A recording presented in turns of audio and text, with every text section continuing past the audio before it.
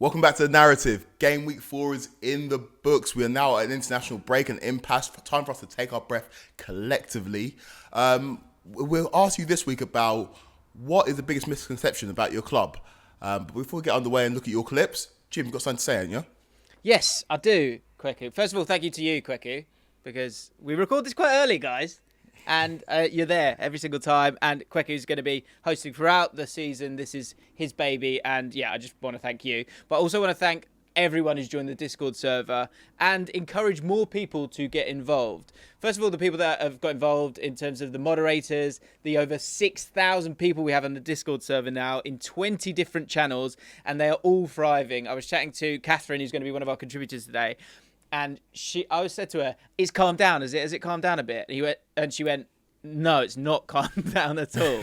So the JLA Discord is popping. And also, very importantly, we've been able to give away a lot of stuff to our Discord community, and that is not going to stop. That is the aim of this community, is to try and give back to you guys, but also to hear from you, of course, as well. So we've got Beer 52 have been kind enough. They're giving 5 crates away each month up until the new year. And we've given 5 away already. I've got my drip socks. Kweku's waiting for his, but it will be with him soon. And they're on their way. 5 pairs of drip socks, which are really, really cool. Yeah, and if you play 5-side, then you obviously need them. But we've given them to our Discord servers, contributors and people that are involved and engaged in it. And the support for the narrative and what we're trying to do here is being shown again by Smith's Kits, which is a small business. They do mystery boxes. They are coming out of South Wales. But what's really cool about this is, first of all, there's a discount offer for you guys, 10% off if you use the code JLA. And secondly, it's quite an interesting element to it. So normally, Premier League shirt is going to cost 80 to £100, right? But with these mystery boxes, £34.99, and you will get shirts from all around the world, incredibly wide variety. So you might find yourself having a new team in India or Mexico with the shirts that you might get. So if you are into that and you want to support a small business, then please do check out Smith's Kits. As I say, there's a JLA discount, 10% by using that code JLA. Links in the description, and we will be giving away 5 mystery box shirts thanks to Smith's Kits. So massive thank you to everyone who's got involved so far, and most importantly, you guys. Right, Kweku, shall we kick off? Shall we get into this? Let's go. The narrative for Burnley is definitely going to be, you're going to struggle this season after the first 3 games because we've got no points. The truth is that they have been a very harsh, very difficult opening 3 games, which you wouldn't have expected us to win any of those games. I think the football that we've played is great. That's not necessarily going to save us. Look at Norwich, who tried to play football as it came up. Doesn't always work. But I do think give Burnley a bit more time, give us a few more mid-table, bottom of the league games, and the picture may start to look different. Okay, Kweku, thoughts on this? Thoughts on style of play when it comes to teams coming up? Is it a case-by-case basis, or are you of the idea that you need to be a little bit more physical? What should Burnley be doing here? Burnley should stay true to themselves and stay true to the philosophy that got them to the dance, and that's playing progressive football with Vincent Kompany at the helm. It's been difficult for Burnley. He's not wrong in terms of their start to the season. What they played Villa, Tottenham, and who else? Villa, Tottenham, and Man City, which is not an easy start to the season. Yeah. And you do expect it to get a little bit easier after the international break as they got settled. The players that they brought in over the summer can get embedded and get used to the style of play. But it's going to be difficult for all the promoted teams, and Burnley are just facing the consequence of a very, very competitive Premier League. Yeah, I spoke about this on the Fallout this week. I don't understand why Brownhill's not playing, personally. I don't understand why they're not playing 3 in midfield. I presume Vincent Kompany has a plan for this, and there's a reason why this is all occurring. But at the moment, they look incredibly exposed at the back. And maybe that's, again, a game against Tottenham where they're an open side and they're able to hurt you. But I think Burnley, like you say, the style of play that got them here is good enough to stay up. I really, really believe that. And so I think Vincent Kompany needs to get 3 in that midfield. As Luton have lost their first 3 Premier League matches, everyone still thinks we're going to break Derby's record in the Premier League and go down with those record amount of points. Now, look, we've played 3 of the hardest teams. Brighton, ridiculously good. Chelsea, with the squad they've got, the amount of money they've spent, and then you've got West Ham, who have just won the European Conference. You know, it's a tough start, but Luton's next 3 games are Wolves, Fulham and Everton. You know, that's when you need to really judge us on the teams that are probably going to be down there, well, the bottom half of the Premier League at least, at the end of the season. Yeah, Jim, I'll throw this one to you. What I will say about Lewis, he's changed his background. He's normally in his car. It kind of threw me a little bit. We're moving forwards. This is great. This is. Obviously, Luton have had like a difficult start to the season, but do you think they're as bad as everybody's making them out to be? I think it's very easy to patronise Luton, and then it will be very easy to pick holes in the recruitment, because I think people are starting to say, oh, they've made too many signings. It was like, hang on. Like, I think, look, you want to have a better start than they've had, and I actually think the disruption in terms of not playing, I think it was a game against Burnley maybe that got postponed. I presume it is, because both these teams have played 3. That doesn't help, because you need to get started and get points on the board, and so that is what's hurting them. These 3 I think it's a great shout. This is perfect in terms of, because I think the narrative is we don't truly know just yet, and it is about the sum of the parts. I think we all thought Sheffield United would be far below Luton, but they have gone and got themselves those strikers. My concern is someone like Carlton Morris, who has obviously done it, and I do like him, but it feels a bit like Solanke a couple of years ago, where it was his kind of first sort of hurrah as the main striker in a Premier League team, in a team that's going to struggle, and then therefore he's going to struggle. I feel like they maybe needed that little bit more firepower up front, and that could be the big problem moving forward for me when it comes to Luton. How are you feeling about them? Yeah, obviously Chelsea played against Luton, and what I felt about them, they were just a little bit too easy to play against. And what they need to address is their issue if they're not on the ball enough. They relinquish too much possession. Of course, that's the decision, an intentional decision. It's a style of play choice. But if you look at the game against West Ham, who are not necessarily a possession-based team, West Ham dominated the ball. And Luton did create some chances and obviously got back into the game later on. But if you don't have the ball, you're going to struggle to score goals. And I think that's an issue they have to address, which they are looking to address. Obviously, they've brought in some ball players in the midfield. You've got Tahi Chong in there. You've got Ross Barkley, who can keep possession ticking over. But I think Luton just need to get on the ball a lot more. The narrative this week around Everton is that we are doomed, and with the pour into the transfer window, with losing players like Iwobi and not replacing them, I still think we'll be okay. We've been pretty good this season in quite a few performances. We're making just under 8 XG, and excluding the Villa game, only conceding 4.8. The bright spots like Jared Brandthwaite being the second coming of Maldini, and Pickford being able to save even my terrible camera work, I think we'll be just fine and we'll finish comfortable mid-table.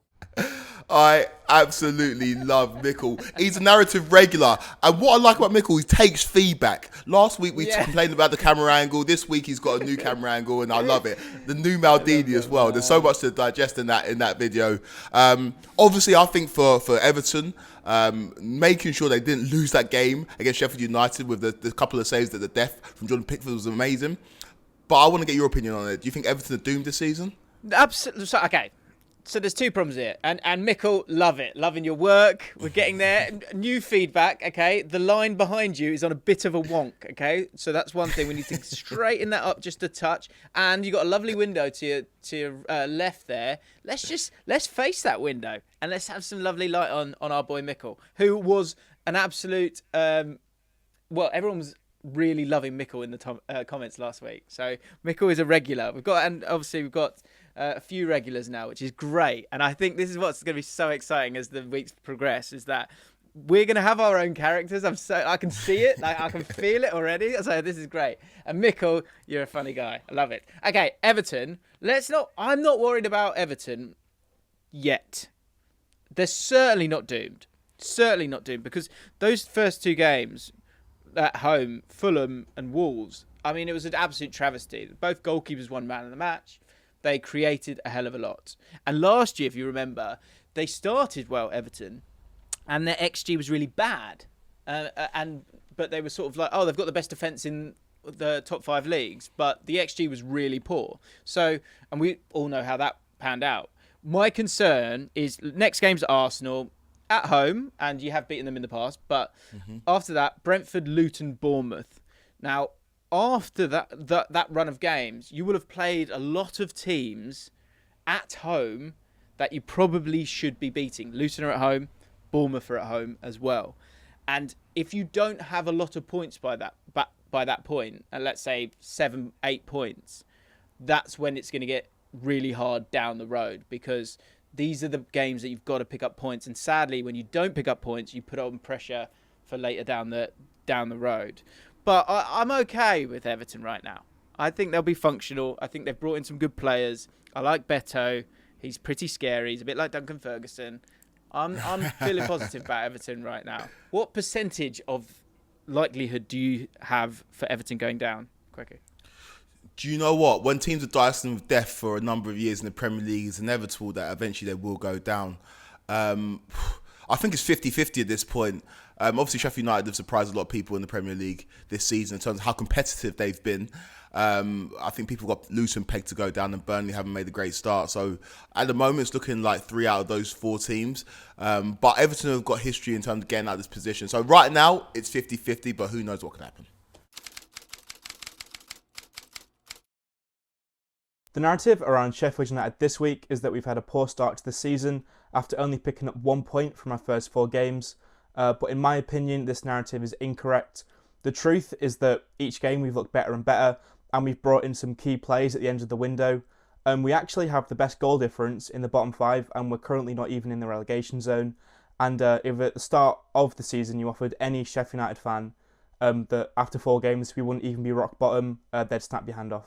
Okay, I like the spin. You can spin everything. I've always said that, and that's what's kind of occurring here. Okay, it's true. They're not in the bottom 3. I mean, 1 point. So the victory's not there yet. The next few games, Tottenham, Newcastle, West Ham, Fulham, Man United, Arsenal. So you've got 3 Champions League teams in the next 6, and Tottenham in there as well, and West Ham in there as well, actually, who are playing really well. So it's going to be a tough set of games moving forward. But I think there's an element of, I think they're certainly miles ahead of where they were a couple of weeks ago. Cameron Archer, for me, feels like a really, really exciting signing. I think the home form's going to be crucial for them. And I think my concern is that I think it's going to actually get ugly now when I look at that set of fixtures. I just can't see many points there. Tottenham away, Newcastle at home maybe when they're dealing with Champions League football at the same time. West Ham look really strong this season. I'm still not feeling it when it comes to them, but it does feel like they've got a striker who can score goals for them, and that's going to be huge, right?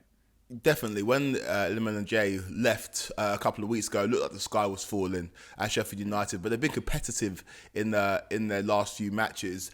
Only a dagger at the death from Chris Wood against Nottingham Forest secured all 3 points for Forest in a home game where we know the Forest are very, very strong. And then against Man City, the champions, the current treble holders, again, it took a last-minute Rodri goal to beat Sheffield United. So I can understand why there's optimism from your average bloke, and hopefully for his sake, Sheffield United aren't an average team, they're an above-average team, and they survived the drop this season.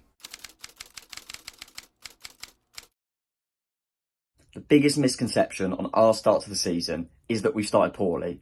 Granted, 2 points from 4 games means no wins, but you've only got to look at the fixtures to know that all 4 teams we've played have yet to lose a football match.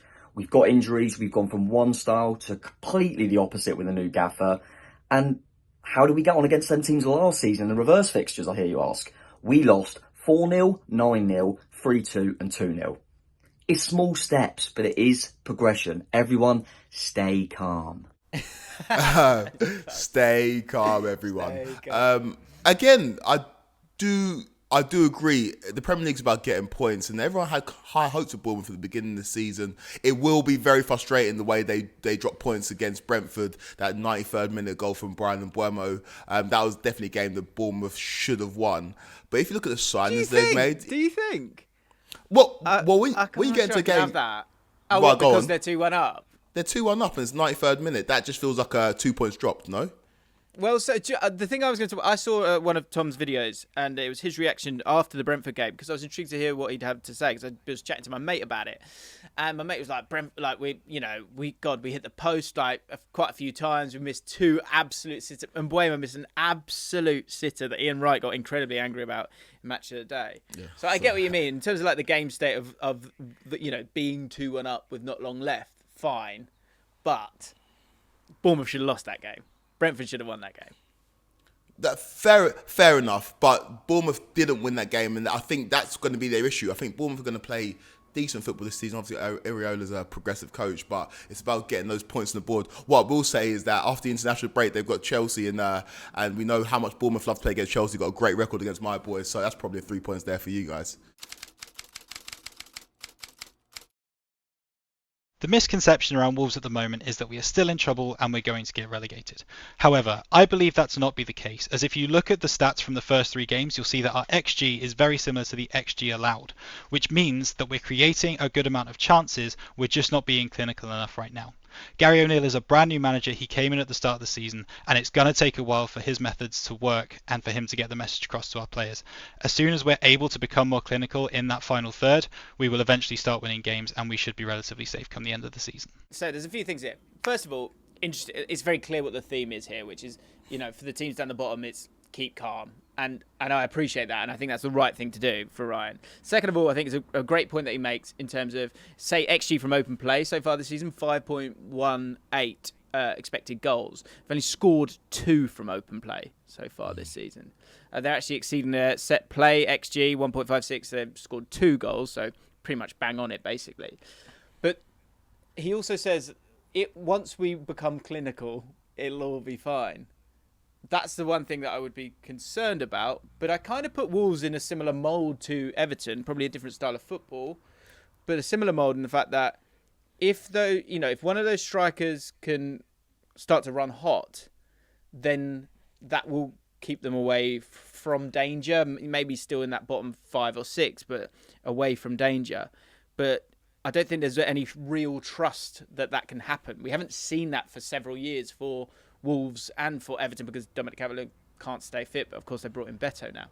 So I think that's my problem, and again, you've got to wait and see, but there's no real evidence to suggest that Wolves will become clinical. Do you agree? Yeah, I do agree. What I will disagree with is, or not necessarily disagree, but I like the fact that Gary O'Neill is their manager. He seems like a safe pair of hands. And last season, the MO for him was pretty similar when he was at Bournemouth, in terms of a team that everybody pegged to go down at the beginning of the season, and he managed to keep them up. They didn't really address their striking issues in the transfer market. That's the issue for Wolves. Whereas, like you said, Everton actually proactively addressed it. Mateus Cunha adds a little bit more attacking input for Wolves, but Fabio Silva doesn't look like he's it.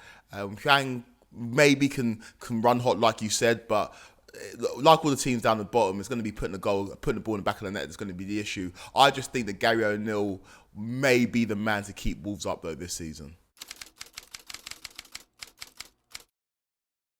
My chosen misconception is that... Pause. Turn the fucking engine off.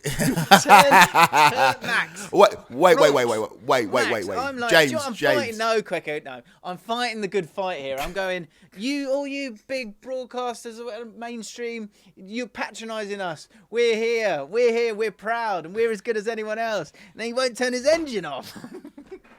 Yeah, but Max is new around here. Give him time. We saw Mikel change up his settings. Max is new. I'm sure he'll fix it up for next week. It's all about progression. All right, let's hear what he's got to say, if we can hear what he's got to say. I'm sorry, mate. Newcastle fans need to panic about the season so far. In my eyes, all of our results have played out the same as last season, other than Brighton, which last season we were poor at the Amex and we should have really lost that game. We're just blessed that they didn't have a finisher in the team. In terms of this season, I think we're just unfortunate that these games have all happened in a row. We knew that the first 5 games were going to be tough, and I think it's just important that we put our trust in the manager that's served us so well up until this point, and let them get on with their work. Tyndall's an excellent manager and Eddie Howe's a brilliant coach.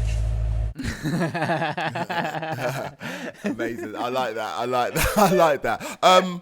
Max, there's a couple of things I disagree with. You said that last year you reported the Amex. I don't know what's changed this year. This year you reported the Amex. It was a drubbing. And the consolation goal at the end made the scoreline a little bit more digestible for Newcastle fans. Watching that game, I thought Brighton were just better in every aspect of the game. And it's quite worrying for Newcastle because you would have thought that there would be a wounded animal, especially after the way they lost the Liverpool game. But against Brighton, Newcastle didn't show it nearly enough. And obviously the headlines are taken by Evan Ferguson, but I think there's issues around the pitch. I think the midfield's an issue for Newcastle. I think that Tonali is a great player, but he serves the purpose and does a similar thing to some of your other midfielders. And Isak, a man that a lot of people peg to have a great season this year, looks to have lost a little bit of confidence. So I think there are issues for Newcastle that Eddie Howe may address, but it hasn't been the start of the season that you would have expected. I think there's a huge opportunity here in the next run of games. Brentford, Sheffield United, Burnley, West Ham, Crystal Palace, Wolves, before you play Arsenal. Interestingly, last year, I think it was February, was when you lost your third game of the season. And this year, you've already done it. So, again, I think what Eddie Howe's got to do more than anything, I think, is retain that high energy and try and keep the confidence up, because that definitely did help. And I think they were lifted over the line at times. I thought the ground was fantastic and the fans were amazing as well. But you add in the sort of grind of the season starting now, when you're not feeling totally great, those games are winnable games that they will be expected to win, but also they will be playing very difficult Champions League games in between them. So for me, it's the concoction of all of it that I think could get in the way of Newcastle's season this year. And that's what I think both of us said before a ball was kicked, that this would play a part in it. Will it? We'll find out. But I will say, look, Brighton, Man City and Liverpool, again, I spoke about this on the Fallout, those are three teams that are going to be able to cut through you, and there's an opportunity for that. And I don't think defensively Newcastle have been impressive enough for the whole 90 minutes. And I think that comes down to the growing pains of feeling like you belong at that stage. And I think they're getting there, and they will inevitably get there. But those growing pains are real, and I think will continue to hurt for a little while longer. So everyone needs to stick together, because I think what will happen here is that the media will start to have a little go at Eddie Howe here if results don't change over the next 4, 5, 6 games. That was a good line about... And by the way, great line about Tyndall. Very good. Very good. Yeah. Just turn your engine off, okay? And what car was that? That was like... He was in like a digger or something. That's a van.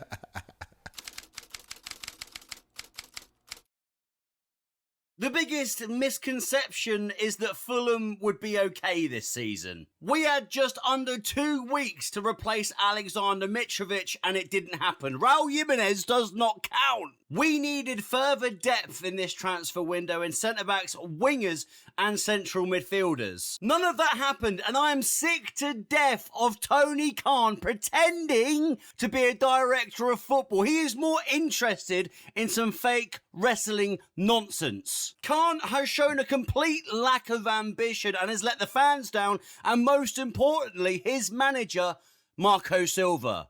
Clown. Sorry, Kweku, can I just... That is a debut. That is a debut, Mr. Darren. Wow. Oh, mate. Belter. Harry Golders as pink as his shirt, mate. He's he's clearly not happy with the season that Fulham have had. And do you blame him? That was an epic rant. I've just got over it. But, solid, yeah. Like punchy. Really good. Really good. It was very good. Okay. Fulham.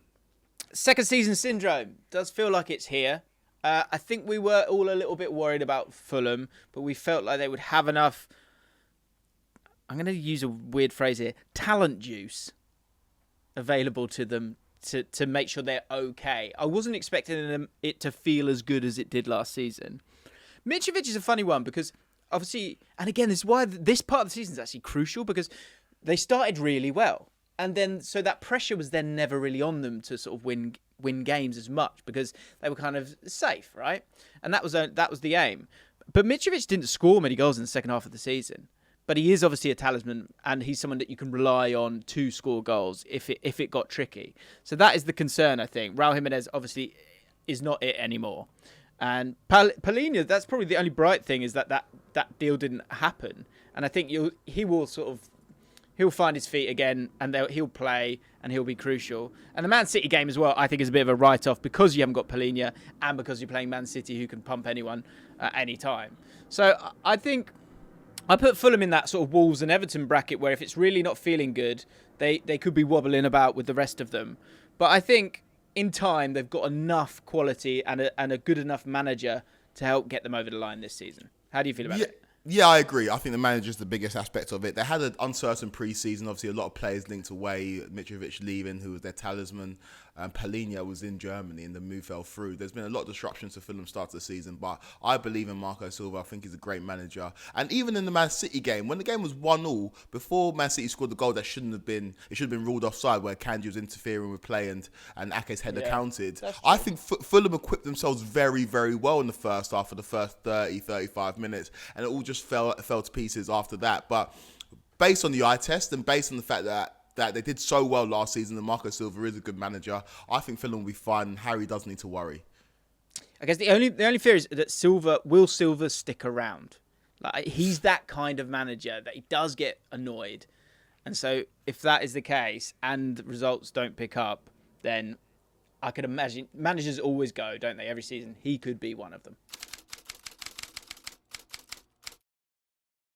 People are going to say that Chelsea are in crisis mode. 4 points out of 4 matches. Yes, that's not good. It could obviously be a lot worse. It could be better. But you got to remember, we've only played 4 matches under Pochettino, and we've had a lot of injuries. Now, granted, I know a lot of clubs have injuries themselves, but even on top of that, our new signings still have not been fully fit or incorporated into our system. You could argue that Caicedo still is not match fit, and Lavia obviously is not. Cole Palmer is going to be a huge plus for us in the right side or right down the middle. I think Chelsea still have a lot of time to improve. Upper 90s. It's tough to be optimistic as a Chelsea fan after the last week or so. Obviously, struggled to get over the line against Wimbledon in the League Cup and lost at home against Nottingham Forest, which nobody saw coming. A Forest team who are pretty poor away from home. But I do agree with what you say. Chelsea have got players to come back to full fitness. And the signings need time to embed. I trust in Pochettino. He's a great manager. He's saying all the right things. It's just the results need to be there. If you're Chelsea, you need to get results. You can't be languishing in the bottom half of the table by the time the first international break comes along. Already 8 points behind Man City after 4 games. It's not great. Obviously, Chelsea weren't expected to win the league this season, but results do need to start coming. Otherwise, Chelsea fans are going to get frustrated and the pressure's going to be on Poch. I still believe in him, but we need to get results. First of all, Garnacho was definitely not offside. I don't know how that was given. We move. One of the biggest misconceptions about Man United is that Bruno is a bad captain. People can say, pundits and other fans say he has a tendency to moan on the pitch, get in the referee's ear, and sulk when they're getting battered, which can be more times than not these days. But actually, it's what he does on the pitch. He sets the levels about what a Man United player should be in terms of his work rate, his creative numbers, and him just showing that actually to be a United captain and to wear the shirt, you have to put up those level of performances which haven't faltered. So that's our take this week. Okay, interesting. So, right, I have previously said I don't think Bruno Fernandes is a good captain, and do I stand by that? Do you know what I got? Someone wrote a message, a comment to me, and I remember thinking that's an incredible comment. And I actually read it out on the podcast the next week. And what it said was, because it was the idea that he can be quite petulant, Bruno Fernandes, when things aren't going well. And I think the comment said, "Hang on a minute, Roy Keane broke someone's knee, and without even thinking about it. And another captain who was great for you, Eric Cantona, kung fu kicked someone in the stand. So can we keep some perspective here?" And I think that's a fair point. Do you know what? I'll be honest. I've actually been impressed with that element of his game this season. Actually, I think it's a long season ahead, and maybe it's one of those ones where when you then get given that responsibility, your behaviour improves somewhat. The diving and the play acting will always be really disappointing, and I think it'll always be something that he'll naturally do. But I think you're absolutely right, Tom, because I was watching the game and there were moments where I said to my mate who was watching the game, I was like, I feel like Casemiro's hiding a bit here. Like, he didn't really want the ball. The body language wasn't right. And I think that's important when you're watching a game. And Bruno Fernandes always wants the ball. He's always brave enough to get on the ball and he always wants to make things happen. And I think in the modern era, when it comes to having a captain that you can rely upon, he will always be there and want the ball. And I think we're starting to see Bruno Fernandes, the captain, coming now. He's been at Man United a few years and he feels kind of calm in his own skin. Villa's biggest misconception this season is that people outside the fan base think we are better than we actually are. In games where we control possession, we dominate and control, but it's in the games against the better teams we are struggling. Emery really needs to find a way of playing against those teams and finding a way to control the game without Mings and without playing that high line. Yeah, Catherine, I completely agree, because in the games where Villa are expected to win, they smash the opposition. You gave Hibernian the hide in the Europa League, you gave Everton the hide in the league, but then you've been on the back end of some drubbings in the Premier League. Obviously the first game against Newcastle, which I don't think you're as bad as the scoreline suggested, and then on the weekend against Liverpool they dominated you completely. But I think Villa played into Liverpool's hands. There's a few teething issues at Villa. There's a lot of expectation in terms of heading into this season. But midfield seemed like an issue against Liverpool. Liverpool completely dominated. Obviously, Szoboszlai put in a man of the match performance. But I think that Aston Villa struggled to get control of the game in midfield. And as soon as you start to concede goals, it seems like the floodgates are opened and it's open season. So I think that Villa have to watch that going into games against better teams. But against the teams you expect it to beat, I expect you to win those games pretty handily. Great debut, Catherine, by the way. I totally agree with everything you've said there. The one thing I would say about Emery is that I just feel like this isn't Emery. Like, Emery doesn't get beaten this way. And so I don't think this will carry on for long, based solely on the fact that I trust in Unai Emery. So I presume he's got a plan. I presume he will evolve that plan somewhat. Pau Torres needs to step up a little bit. I think he's looked poor on the ball. And I think they're missing Tyrone Mings as well a little bit. But control's a good word to use, Catherine, because I think that's something that they don't seem to have against the better sides.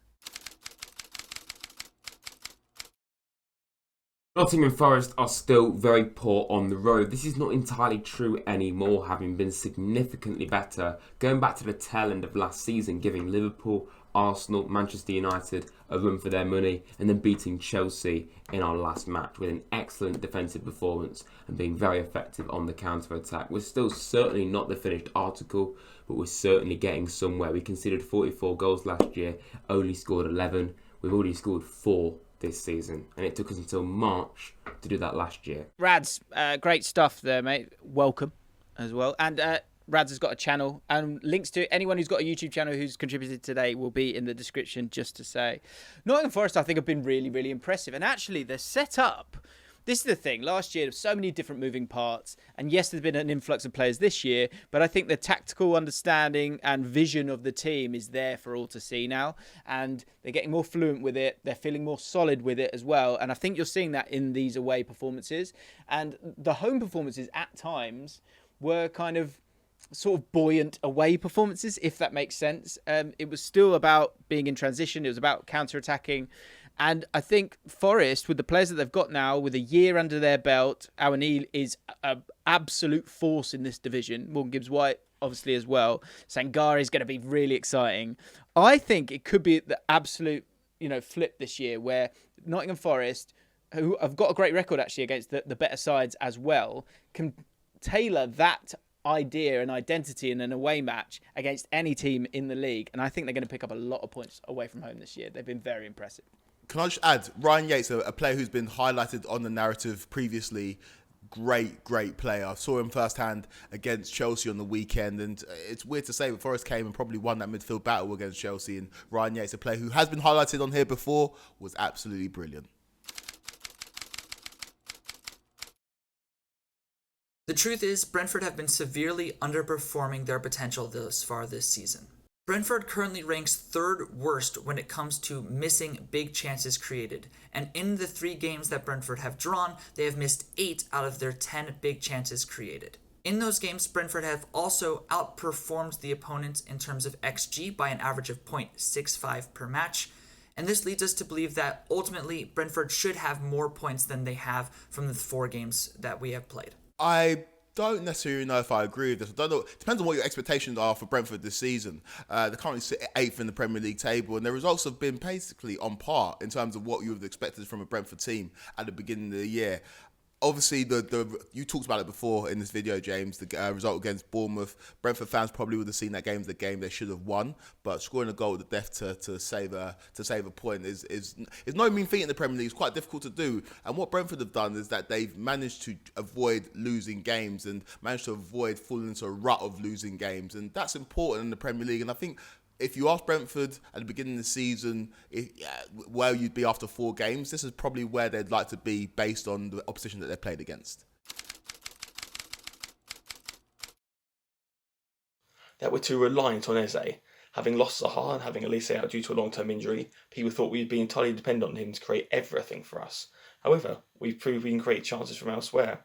Both Ayew and Mateta have 2 assists each this season, and letting Mitchell get up that left-hand side has really allowed him to use his crossing ability. And at times, we've looked excellent this season going forward, especially in that second half against Wolves. Add a rejuvenated Edouard plus França and Elise returning, we could really do well this season. Ezadina, great name, first and foremost. Look, I watched Brentford Palace last week, and I've got to be honest, there are sometimes players who just, I mean, I know I'm always looking for Eze because I love him, right?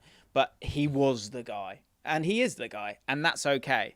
I think you're absolutely right in terms of those, Elise, França, those reinforcements are going to make a massive, massive difference. França is going to be really, really exciting to watch.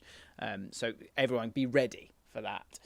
I think, look, the game against Wolves as well, Wolves have been overall disappointing, and it's games where you should be creating stuff, and you've got people playing in those positions that they need to contribute as well. I think maybe you're right. I'm gonna lean with you for now.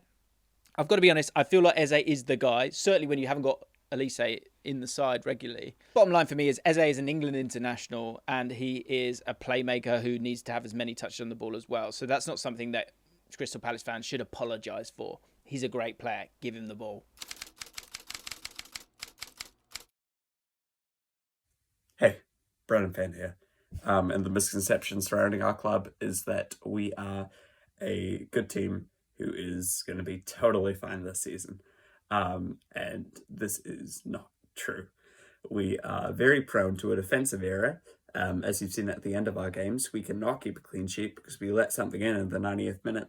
And if you look at the start of the game in our XG tables, you'll see that we should have been letting on way more at the very start. We've been very fortunate. All that added together is a recipe of a disaster, and we are a bit worried. Ooh. Reach. Cashew Chorus, I understand when it's your side, you obviously have a pessimistic eye because you're always worried that things are going to go wrong eventually. And it's quite difficult to receive praise from everybody, especially if you're a side like Brighton, who have not historically been in the upper echelons in the Premier League. But I watched Brighton against Newcastle and I saw a very, very good side. Of course, you've got to contend with European football that's on the horizon after the international break. But that Brighton side definitely deserved to beat Newcastle, and they could have been by more goals. You are right in terms of conceding silly goals, and you maybe could have conceded another goal towards the end of the game, I think, where Lewis Dunk brought down Callum Wilson in the box and VAR checked it but didn't give the penalty. That would have made the game 3-2, and it would have been a very different game. But I think overall, Brighton have been great this season and did well to bounce back against West Ham, or bounce back from the game against West Ham. A game which you, again, outplayed West Ham, but they just took their chances. You don't need to worry about Brighton this season. You're a very good outfit, and you'll continue to be throughout the rest of this season. Yeah, and I think it's a style of play thing with De Zerbi. That your XG is the highest in open play in the whole division, like above Man City. So when you play that way, there will be moments where down the other end, you're going to be a little bit more open, and therefore you are 5th, 6th when it comes to XG, conceded in open play as well. So that's just par for the course, I think, when it comes to Brighton. But all's well for Brighton, surely. Hello guys, thanks for having me on. I wanted to talk about the perception of the title race this season compared to last year. So last season, City started a bit slow out the blocks as they were adapting to a new system with Haaland in. But the general consensus was that they'll be fine, they'll go in their long run and they'll secure the title. Whereas this season, Arsenal, obviously having not proven that they can do that before, we're trying to evolve with a couple of new players into the squad, and the title's done and we're not going to win. So, hang on, I'm confused. So, how do you feel about it? How does he feel about it? I'm not sure. So, okay, so this is the misconception. We'll fill in the gaps here then, shall we? Kweku, I think Arsenal are coping with the expectations to a point, and I think they will get into their groove at some stage. And I think the important thing is that they're still winning games, not losing games. The Fulham game was obviously a very disappointing one, but the Man United game, for me, I thought they obviously dominated the bulk of it and deserved the victory overall. Obviously, there's some contentious moments along the way. I'm okay with Arsenal. I think Arteta he's trying something slightly different, but it's all about kind of control, and they generally have that, and they have good players as well. I feel like it's a sort of a freedom thing and a cohesion thing that needs to come with time, and they're going to have a lot of games this season. Do you think that they will create a title race this season? Do you think they're the front runners in terms of someone battling out with Man City? Definitely. Arsenal just know how to win games now, and the Manchester United game is evidence of that. It could have gone another way. Obviously, Garnacho's goal gets ruled offside. But Arsenal found a way to get 3 points. And after 4 games, they've got 10 points. Obviously, the only points they dropped was in the Fulham game, and that was a last-minute thing. So I think Arsenal are fine. They're where they should be. They're within touching distance of Man City, who are, of course, top of the table. But I like what I've seen from Arsenal. They've suffered from injuries as well this season. There's been a few things that have gone against them, and I think they're where they should be, and they will be Man City's biggest challenges this season. Mohamed Kudus is getting all the headlines as being the biggest transfer for West Ham this summer. But I personally think the additions of James Ward-Prowse and Edson Alvarez, alongside retaining Lucas Paqueta, is our most important business of the window.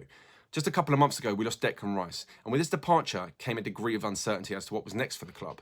We now find ourselves 4th in the table, and many would argue we're a much stronger team than last year. Each of our midfielders have been integral in propelling us up in the league, whether it's been truly elite dead ball delivery from James Ward-Prowse, defensive juggernaut performances from Edson Alvarez, or quite frankly, Joga Bonito from Lucas Paqueta. We are flying right now, and it's our midfield that's made the difference. Amazing stuff from Jamie there. Yeah. Jamie's got a channel, isn't he, Kweku? That's right. Yeah, Jamie Talks. Me and Jamie used to do a podcast back in the day. I say back in the day, not too long ago. But yeah, Jamie's got some great points there. I do think the retention of Paqueta is a huge one. So obviously, there's various reasons why they've managed to keep hold of him that we won't go into now. But he's such a great player. The ball that he played in the Luton game was absolutely incredible for their opening goal. And I just think he's the player that gives you so much. Obviously, Kudus takes the headlines because he's an attacking player that gives you output. But retaining Paqueta and bringing in those midfield players as well is definitely the headline news for West Ham this summer. Yeah, I think the Moneyball element here, in terms of bringing in different elements, in terms of Ward-Prowse and Alvarez, having Paqueta in as well. I look at that midfield. I think it's a better midfield. I think one question for the comments actually: if we could start again and Declan Rice will stay for another season, or you can have the midfield that West Ham have right now, who would you have? What would you go for? Because I think we've seen this with a couple of things. Okay, it's early days as well when it comes to Tottenham and Harry Kane, but Harry Kane these players moving on and then utilising that money correctly, that seems to be happening here and there at the moment. And sometimes it's best to move on. And that seems to be what West Ham are doing. They've started really, really well. The narrative surrounding Liverpool is whether or not the club did enough in the transfer window to compete for the Premier League title, or if they're just top 4 hopefuls. For me, I think they can outright compete for the title. You look at the squad, the signings that have been made, Gravenberch, Szoboszlai, McAllister, Endo, they all provide Klopp with the tactical flexibility to play a number of formations and styles of play. And then you look at the youth coming through the ranks like Kwanzaa, Doak, and Bajcetic, and I think that this squad can gegenpress traditionally, or they can dominate and possess. There's no reason that Klopp and Liverpool can't compete for the title. Say though, I love the tactical breakdown. I love the fact that you've gone into the nuances of it as well. And I actually weirdly agree with you. I know a lot of people didn't have Liverpool pegged to challenge Man City this season, but if they can stay within touching distance of City as the season progresses, we know that Jurgen Klopp's been here before. He's been here, he's seen it, he's bought the T-shirt multiple times. And Liverpool could be in for a sneakily good season. Need to keep hold of Mo Salah. Obviously, the Saudi transfer window is still open as we speak. But I like what I've seen from Liverpool so far, and the way that he dismantled Aston Villa on the weekend, a game that I watched quite closely, was pretty impressive. It's just about the defence for me. It's a unit that have been together for so long, but there still seems to be some disruption there. Obviously now Van Dijk's out with suspension, and you have injuries to your other centre-backs quite regularly. But I think if you manage to sort out your defence, I think Liverpool going forward are a dangerous side, and there'll be a problem for anybody in the Premier League this season. One of the narratives about this new Tottenham team where we were going to get relegated or a maximum mid-table team without Harry Kane, but I think that's wrong. We can see with this new Ange system, everyone gets goals. And if you compare this to last season's Brighton and Newcastle, they didn't need that 30, 40 top goal scorer. Everyone in the team got like 5, 6, 7, 8 goals each. Okay, interesting. So I think there's a feeling here, and Riketic's got a channel as well. Go check him out. Links in the description. Riketic feels like they're fine, and the system. I think we've seen a lot of people saying this. The system has kind of replaced Harry Kane here. I would agree with that. I think in terms of the overall desires for the season, it does feel a bit like Arsenal last year in the sense that you're on a ride here that you didn't really expect, and you're gonna enjoy it as much as you can. And I think that it has to be the road to go down, and how far that can get you, I think, is kind of dependent on retaining that momentum and that feeling. There will inevitably be that moment where it starts to get a little bit difficult. There's a bit of tension there. People are missing chances. Maybe Tottenham are conceding too many goals. All of those things, I think, could be on the horizon. And actually, in terms of those first games of the season, you've played a Man United side that aren't the Man United that they want to be and will be this season. You've played Bournemouth, Brentford, Burnley. 3 teams that, again, actually could kind of be awkward, but Brentford, dealing without Ivan Toney. Burnley coming up from the Championship, and obviously Bournemouth as well with a new coach and lots of new players as well. So I think the props has to go to Ange because how quickly he's been able to change it and create that cohesion and chemistry. But I think there are tougher tests ahead for Spurs. Difficult to think of a misconception for City right now, given that we've won 4 out of 4, which we haven't done since Pep's first season, where we didn't win anything.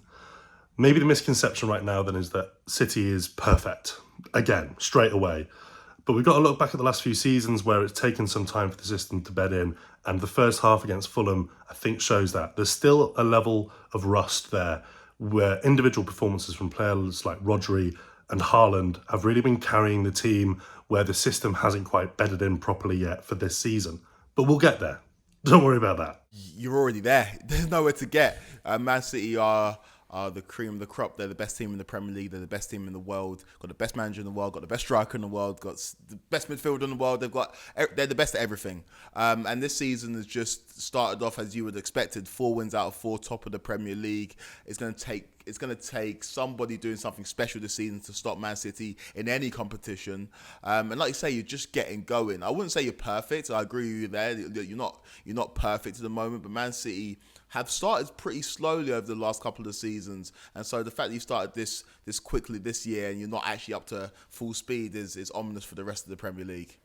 Yeah, I totally agree, Kweku. I think the thing for me is you've got to think, okay, what could derail Man City? Is it going to be sort of overall form? I don't think so, because you have people that can sort of steamroller a game themselves. Rodri is starting to become that guy. I think he has become that guy. Haaland can be that guy. De Bruyne can be that guy who's not even been playing, obviously, because he's been injured. But the depth, actually, in what is quite a thin squad, is just so good. Say Haaland got injured. That's the other thing. Like, say you have injuries. Say Haaland has to come out for a second. You've got someone like Alvarez who's been fantastic for the team as well. Doku comes in, one of the best dribblers in in the world, I would say, because look, if you're one of the best in Europe, you're one of the best in the world, in my opinion. Grealish, Foden stepping up to a new level. It's just outrageous. And I think, look, perfection doesn't really exist, does it? But this is pretty close because defensively, as I've said numerous times, I don't see you conceding more than 15 goals in the Premier League this year. And that all adds up to Man City winning it once again.